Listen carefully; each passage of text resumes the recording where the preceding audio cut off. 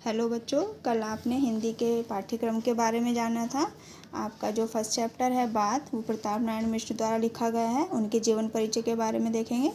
जीवन परिचय देखिए उनका। पंडित प्रताप नारायण मिश्र का जन्म सन 1856 ईस्वी में उन्नाव जिले के बैजे नामक गांव में हुआ था।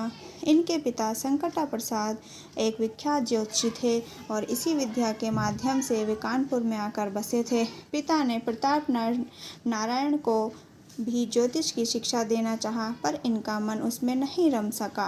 अंग्रेजी शिक्षा के लिए इन्होंने स्कूल में प्रवेश लिया, किंतु उनका मन अध्ययन में भी नहीं लगा।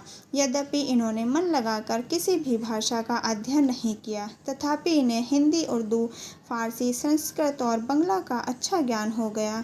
एक बार ईश्वरचंद विद्यासागर इनसे मिलने आए तो इन्होंने उनके साथ पूरी बातचीत बंगला भाषा में ही किया। वस्तुतः मिश्र जी ने स्वाध्याय एवं सुसंगति से जो ज्ञान एवं अनुभव प्राप्त किया, उसे गद्य, पद एवं निबंध आदि के माध्यम से समाज को अर्पित कर दिया। मात्र 38 वर्ष की अल्पायु में ही सन 1894 ईस्वी में कानपुर में इनका निधन हो गया। अब जानेंगे इनके साहित्यिक परिचय के बारे में। मिश्र जी ने अपना साहित्यिक जीवन ख्याल एवं लावनियों से प्रारंभ किया था, क्योंकि आरंभ में इनकी रुचि लोक साहित्य का सृजन करने में थी। यहीं से ये साहित्यिक पथ के सतत प्रहरी बन गए। कुछ वर्षों के उपरांत ही गद्य लेखन के क्षेत्र में उतर आए।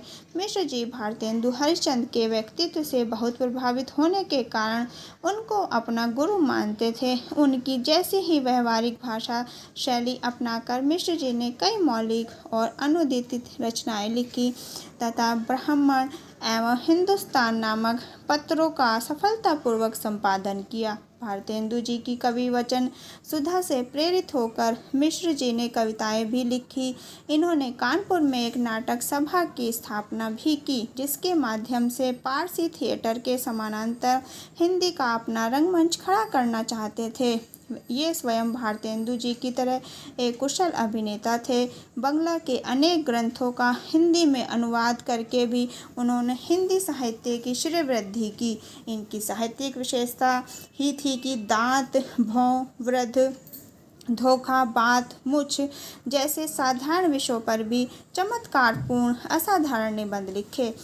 अब इनकी कृतियों के बारे में जानेंगे। मिश्र जी ने अपनी अल्पायु में लगभग 40 पुस्तकों की रचना की। इनमें अनेक कविताएं, नाटक, निबंध, आलोचनाएं आदि सम्मिलित हैं। इनकी ये कृतियां मौलिक एवं अनुदित दो प्रकार की हैं। मौलिक निबंध संग्रह प्रताप पीयूष, निबंध नवनीत, प्रताप समीक्षा। नाटक देखिए, नाटक है कली प्रभाव, हठी हमीर और गौ संकट। रूपक कली कौतुक और भारत दुर्दशा। प्रहसन में है ज्वारी ख्वारी और समझदार की मौत। काव्य मन की लहर, श्रृंगार विलास, लोकती शतक, प्रेम पुष्पावली, दंगल खंड, तृप्यताम, ब्रांडला, स्वागत, मानस विनोद, शैव सर्वस्व, प्रताप लहरी। संग्रह है प्रताप संग्रह और रसखान शतक। संपादन में ब्राह्मण एवं हिंदुस्तान। अनुदित पंचामृत, चरिताष्टक, वचनावली, राजसिंह, राधा रानी, कथा माला, संगीत, शकुंतला आदि।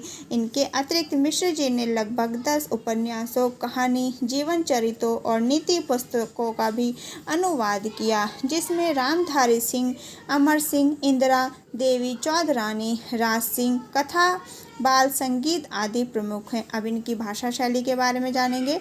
सर्वसाधारण के लिए अपनी रचनाओं को ग्राह्य बनाने के उद्देश्य से मिश्र जी ने सर्वसाधारण की बोलचाल की भाषा का प्रयोग किया।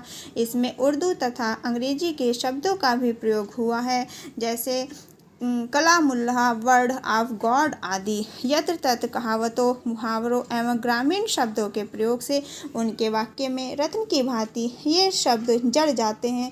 अतः भाषा प्रभायुक्त, सरल एवं मुहावरेदार है। मिश्र जी की शैली के दो रूप मिलते हैं: हास्य व्यंग्यपूर्ण विनोदात्मक शैली, गंभीर विचारात्मक विवेचनात्मक शैली।